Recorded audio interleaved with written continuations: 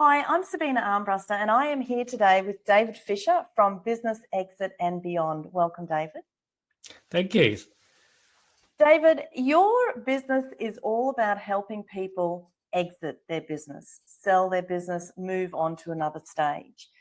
And we've just had a conversation about how important it is to get yourself ready. And that's something that a lot of people think they've got worked out, but they often don't. Can you tell me, why is that a mistake? Why is it so important that we get ourselves and our minds ready?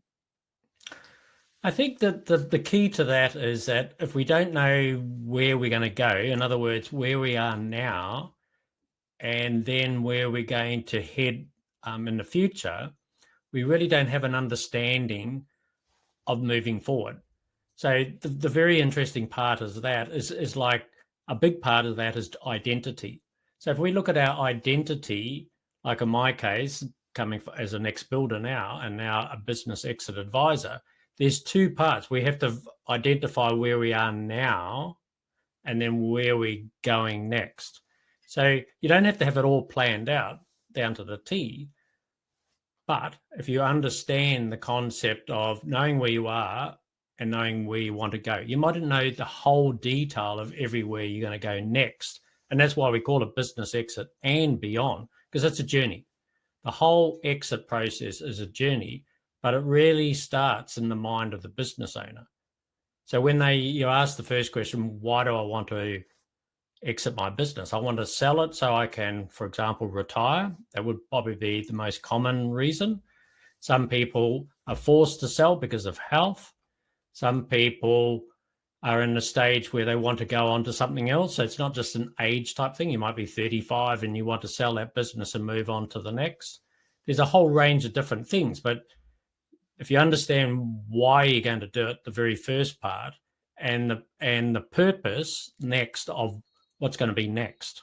So in other words, like they say, if you've got no vision, you can't really move forward and let go of the current situation of where you sit.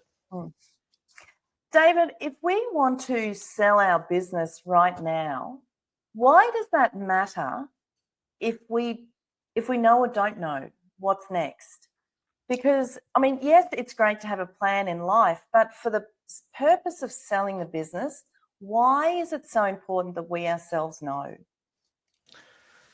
Just think of it this way, that if you know where you're going to go, you will let go of what you've currently got.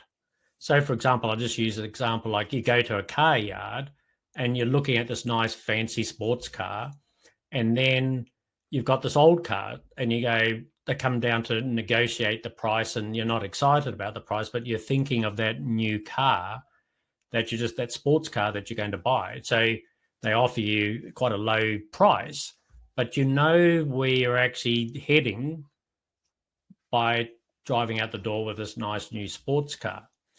And it's kind of the same principle in business.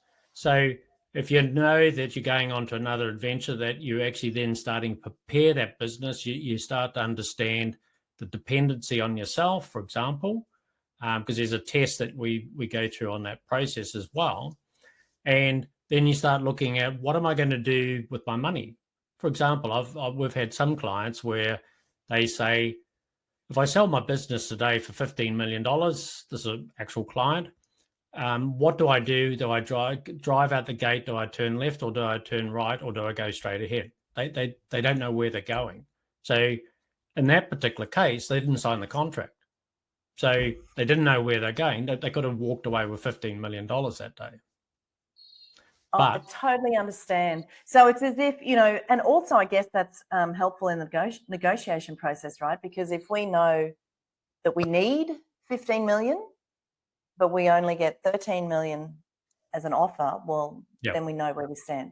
Okay, understand. Yep. My next question, I guess, is then around having the business ready. Most people think their business is ready to sell, right?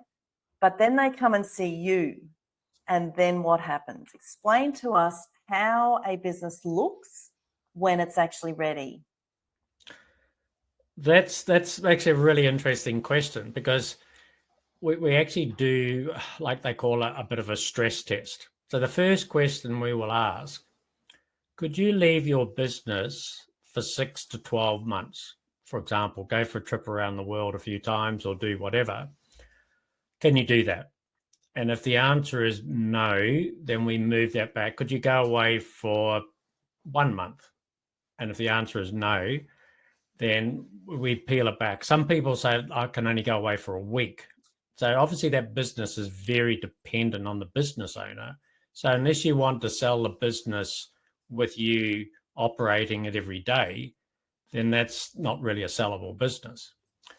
The next question we ask is on that test is, do you have any systems? So we have what they call standard operating procedures, but do you have any systems and procedures in place? So while you're away, for example, away for the next 6 to 12 months, if you've got a business that's all systemized and everyone's working with those within that process, you've actually got a business. Not only have you got a sellable business, you're going to be part of the 20%. Congratulations, because you've actually got a business that doesn't depend on you, and then you can do other things on your journey as well. And so you're still going to have some input, but you don't have to be part of the operations of it. So really, it's a very simple formula that if those two questions are very crucial in that process that we ask straight away. Can I sell a business? So let's go down the first path, the first scenario that you talked about, where I can't go away because I am the business, or I work full-time in the business is reliant on me. Can I still sell a business where I play such a big role in the business? You know, is there a way of selling the business and then me working in the business and phasing out, or you know, is that still possible, or how do you manage that? Okay, if we think of it from the buyer's perspective, they don't want to come in and buy, we'll just say, a job.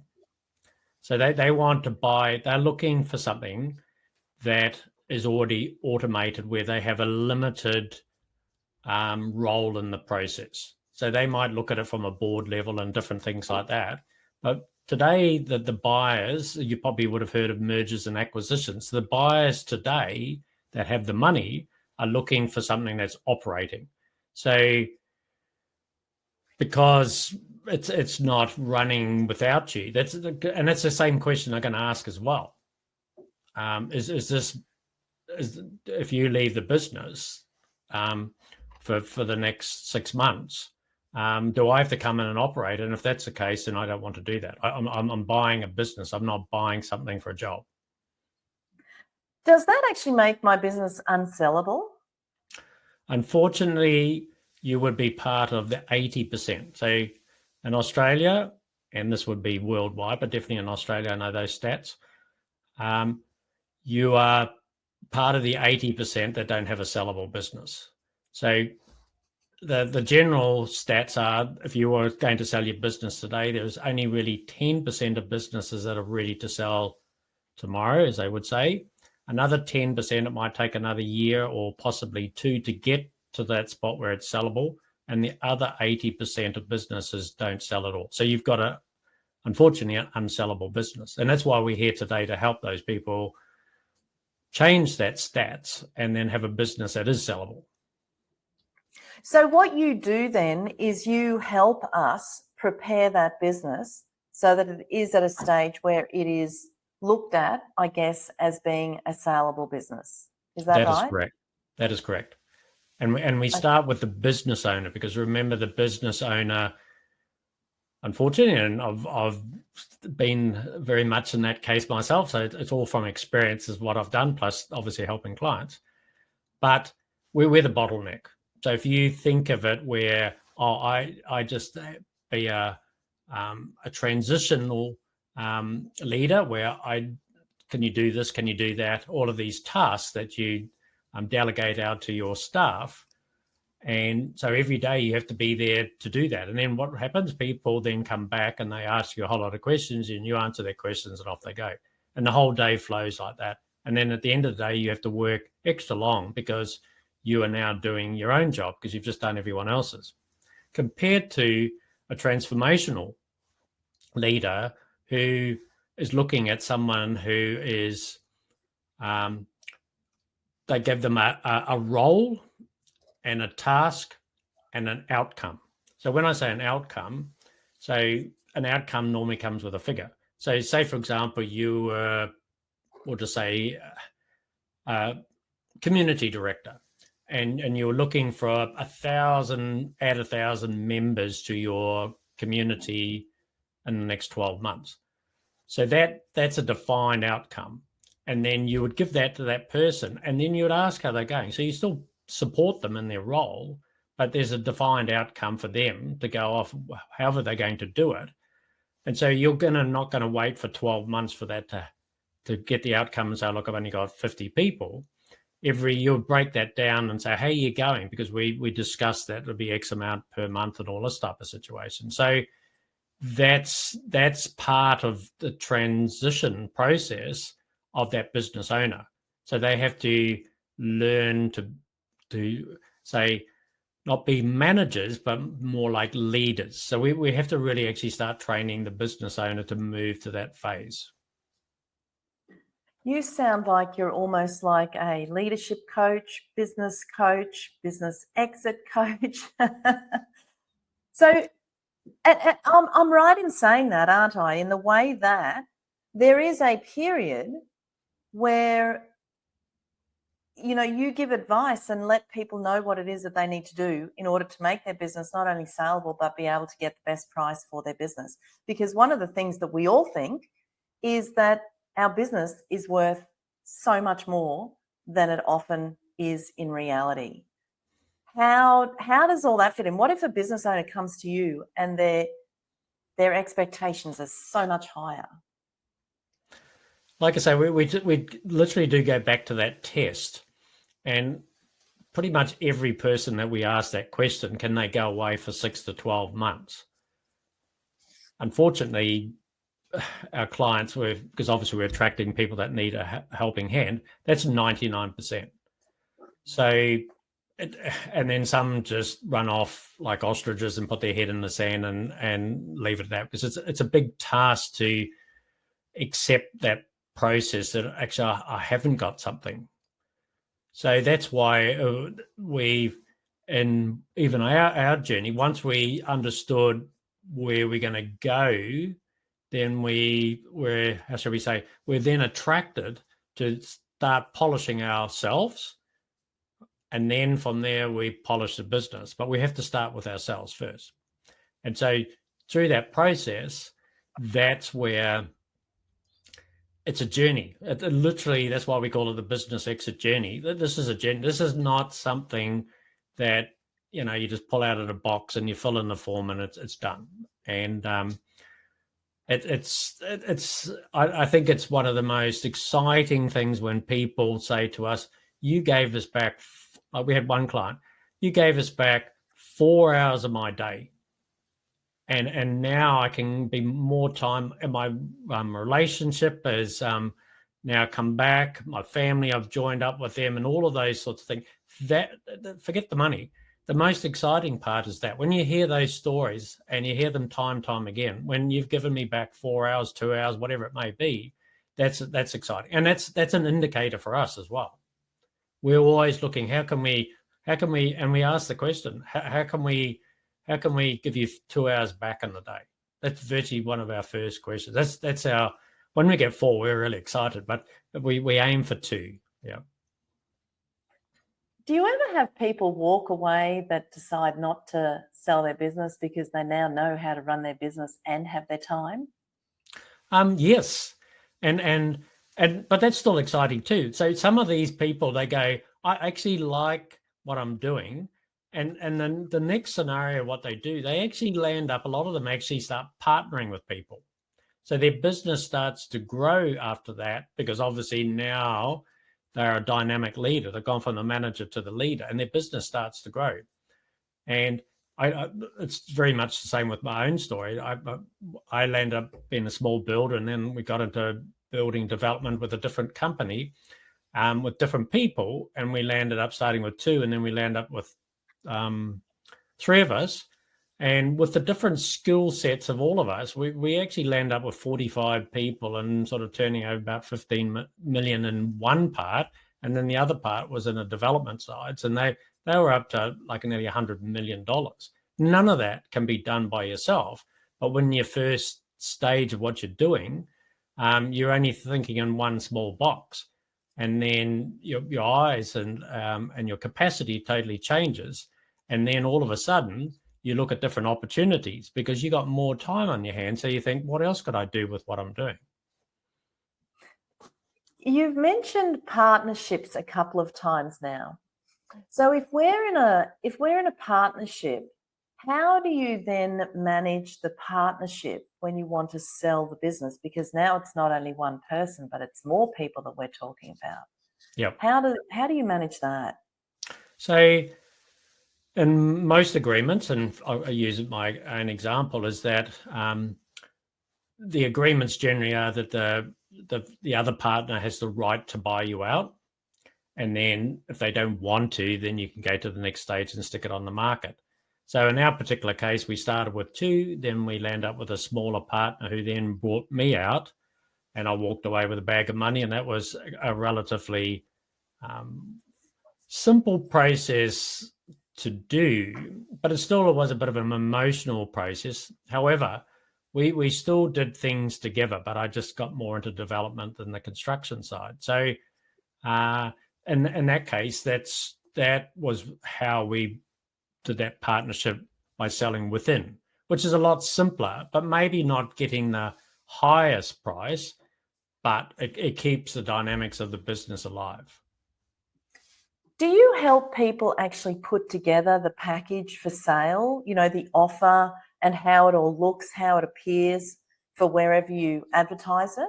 Do you help people do that? Not at this stage. So we work in with brokers, we work in with accountants, lawyers, and all of those. So they're all experts in their field. So we look at that each case is obviously different, and it's a complicated process. So you could go along to a lawyer, and not one contract fits all, is it? And it's the same type of thing with that. So we very much, that's why we have strategic partners ourselves, that we're always partnering with other people, because we want the contract to go through and make sure there's no holes in the system. So you really need the experts in their fields and in their locations. So for example, if you're in Victoria, you're going to have slightly different rules and regulations than what you would have in Queensland when it comes to the brokers and things like that. Not a lot of difference, but there is a difference. Even the legal side, there's differences in there. So you need to have people on the ground where they are positioned. So because we're working with business owners, we can literally do that anywhere in the world, but we can't do a contract, obviously, for example, in America and all the rest of it. And each state in America would be the same as our states in Australia, where they would have different rules and regulations to abide by. Yeah. So now we've got a whole heap of different businesses involved as well, whether it's a lawyer, an accountant, a broker. How long can we expect the process to take from coming to you and saying we want to sell our business to having it sold? What is that process? Right. Same thing. If we look at the 80-20 model, and then we pick off the 10% that are ready to sell now, they could be sold within 6 to 12 months. Then we move to the next 10%. Those businesses might take 1 to 2 to even possibly 3 years, depending on the input and the energy of the business owner to implement the processes that we recommend through our optimization stage in our business exit operating system. So, and then unfortunately, the 80% that don't sell at the stage, we're still working on those business owners to turn. And so some of those will come back into that model of the 20%, but really that's a very hard one to define. But typically people are somewhere between 2 to 5 years in that 80% pot. Yeah. Wow, that's quite a while. So It if is. we're planning on I guess this is where it comes back to it, that you need to know where it is that you're going and what you want to do, so you also know timelines. Yes. How did you get into this? I mean, you've mentioned a few times that you have a background in building, or you're an ex-builder, and that you went through a transition of selling a business. How did you get to be where you're going? What's your story, David? Right. Interesting story. So I'm actually 62 now. And then when I got to 60, the business I have, and I still do on the side as well, is a consulting construction company business. But I suppose I got a little, how should we say, a bit bored. Like I've been doing it for 40 odd years, 42 then. And it was like a turning point in my life. So that's when we started, what shall we do next? Now that journey really took about, well, I'm going to be 63 very soon, so I'm going off that. So it really took about 2 years with a lot of resources, going to a whole lot of different business coaches and different advisors to help us on that journey. But what was really the turning point was that we actually then decided to become business brokers ourselves. So we have to do a full real estate course to be able to become a business broker. And so we did that part of the REIQ in Queensland in Australia. And what we did there was we completed that. And then part of that membership is that obviously we go to their events, and business brokers and all these other different crowds were there. So we joined in with all of their meetings and everything else that went on. The turning point was when obviously they started talking about, and what we've talked about, the 20% that sell, and then they moaned about the 10% that take for years to get ready, and then they didn't really care about the 80%.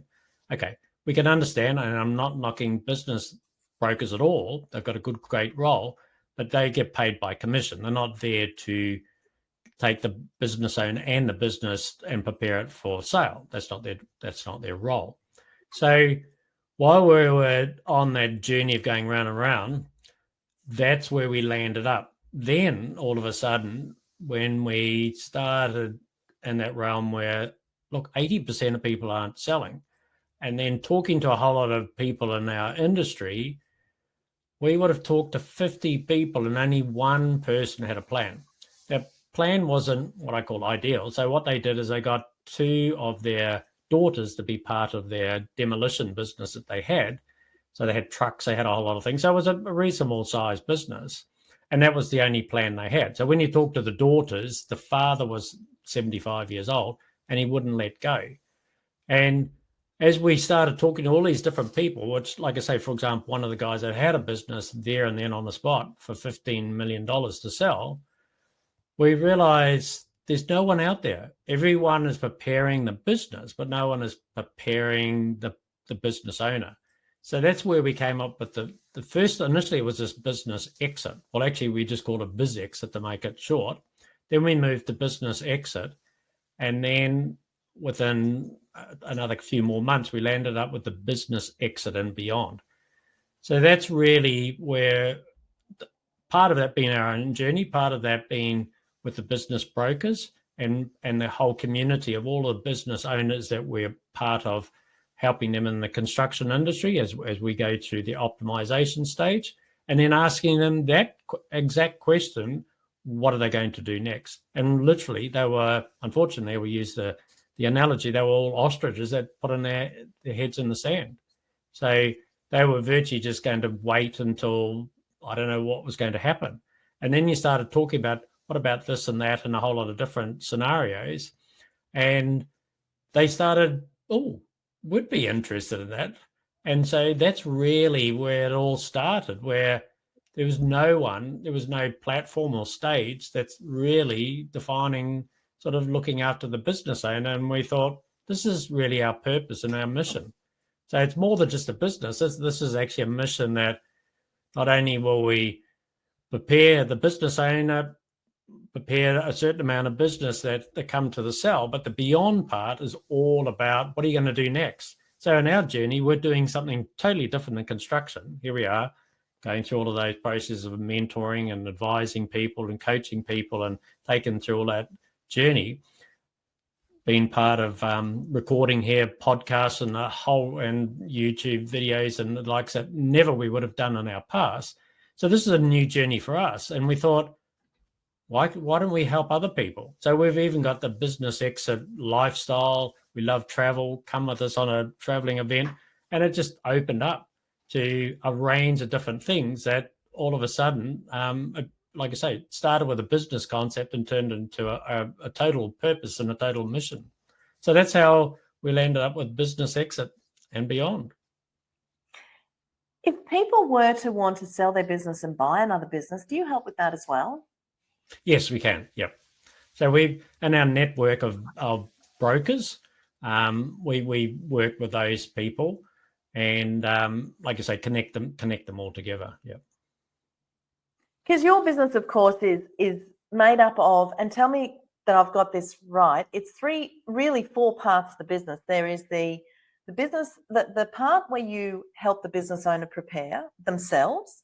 Yep. Then the next part is you help them with the planning, so the operational part, get their business ready for selling. And then there's the optimization of the business. Then there's the sale of the business, and then there's whatever comes beyond. So there's really 5 parts that you help with. Is that right? If you simplify it, it's actually a 3 core process. So in the business operating system, we've got the preparation stage. So the preparation stage, we break out into different parts. So you got the preparation of the business owner and the preparation of the business. That's the first part of preparation. Then the optimization is where the same thing is split out again, where we start optimizing the actual business and optimizing the leadership team, because you can't hand it over if you don't build your team as well. So that's all part of that optimization. It's still people and it's still the business. And then the next stage, number 3, is the transformation. That stage is where you've sold your business and you've actually on that journey of I want to do this, but I don't know how to do that. So we have a groups. We have the Business Exit Club. We have the Business Exit Mastermind, and obviously the Business Exit Lifestyle. So in that realm, we've got a whole 3 groups within there, and those are mixed in amongst the early phases, because some people have already sold their business, so they're actually in the transformation phase, so they can pick up there. And so what we don't want people to do, just using a few stats again, is we don't want them to be another stat where unfortunately 80% of the businesses that sell after 12 months regret they sold, because now they've lost their identity. They've got this money and they don't know what to do with it, which sounds like a weird thing to say, but it's actually very true. And they've lost their community. They've lost the community of having their business. So they had a whole lot of people and that was their community. So once they go and just walk away with a bag full of money, they actually go home and then they're looking at the walls and wondering what to do. So really those are your 3 stages of the business, and each part's just broken up. And so you've mentioned community a few times now. You have a community for people to join if they would like to talk to someone else that's going through the stage that they're going through or has gone through the stage. You organise that as well. Yep. So because we don't want to stop at that first part, because this is the journey is exactly my own, or my wife and ours journey. This is our journey that we're going on. So we're building groups. We have like meetup groups as well, and we actually got one on Friday in Brisbane. So these different groups is where people go into different layers. So no one can, what I'd say, do it on their own, and no one wants to do it on their own. So when we were out looking for people to help us out, we couldn't find anyone, and so we landed up having to create these groups ourselves. So like I say, through the meetup groups, we've got strategy ones, which is part of the optimization, which we do once a month at this stage, but we'll increase that to twice a month. And then we have in Fortitude Valley, we actually have a meet up there where we can get a whole lot of like-minded people to meet up, like a networking event. So that's another added part to it as well. Yes. Okay. David, I think there's a lot more to you and what you do than just helping people prepare their business and sell their business. I mean, we've talked about community now as well. We've talked about purpose. We've talked about where people need to go in the future and how important it is for them to know what that next step is. We've talked about the different stages that they need to go through. We've talked about statistics. You've mentioned a few times that 80% of businesses don't ever sell, but it doesn't need to be that way if they come and see you. Yes. Is there something we've missed? Is there something else we need to talk about? Or is there something you'd like to leave us on to end the interview? I think it's like you've probably heard of the story, if you don't plan, you plan to fail. And that quote is relevant for everything. So if we start that process of planning to exit, not thinking so much about planning to retire. And if you want to retire, that's fine. But if you're planning to move on to the next phase, then that becomes your front of mind. So on that journey, then you start, you might be, for example, I want to go and sell my business in 5 years. I would suggest start joining in some of our groups now. And then we can equip you with some knowledge and skills and different things like that. Obviously, we've got different programs that can assist in that as well. But this is a way to start preparing yourself before you get to that stage. And unfortunately, when people are from their health or they're worn out or financial stress, and at that stage, there's, even for us, it's very little that we can do. Like some people just, I'm just going to close the door tomorrow. And a last resort is talk to you. And like I say, we had one guy that was like that. And then in his case, we did a test. Again, there's lots of tests. And it was all about time and energy. And in his case, he was a painter. And he hated being in the office. He hated doing quotes and all the rest of it. And so we went through all of this in this test. Basically, it was like a 2-week program asking what he did. And so once we peeled it back that he hated all that stuff, he actually had someone else in his, that was one of his painters. It was a bit of a guru on computers and all the rest of it, and put his back out. So he was still there, but he loved doing all of that. So over a period of about 12 months, they flipped roles. So he would still get involved in a very difficult quote or something like that. So in that case, we were the last hour to turn up, but we actually turned it around. And he was another one that said, you give me back, in his case, 3 hours a day. You give my life back, I think was his concept. He was all ready to go. He was done. He was finished. So the same thing, there is the possibility of turning it around, putting other people in the roles that you don't like. So he just loved it. So actually in his business, his profitability went up because now he had 5 gangs, he had about 15 people. And in his case, because he went around, he enjoyed painting because he did the difficult parts, but because he was actually training up his team, so productivity went up because he's the boss coming out with them all the time. He could be on any side at any time. And so productivity went up, so money went up.